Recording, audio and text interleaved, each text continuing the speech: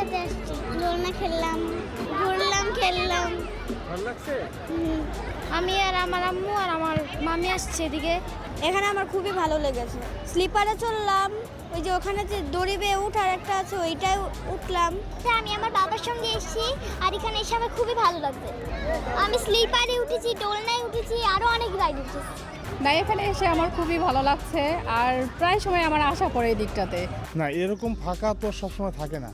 ঈদ দেখে এখন সব জায়গায় ফাঁকা ফুঁকো আছে। মানে আমি তো জব করি, তো অফিস টাইমে অনেক হয়, জ্যাম, অনেক ঝামেলা হয় আর কি। এখন তো কোনো জ্যাম নেই, ভালো লাগতেছে।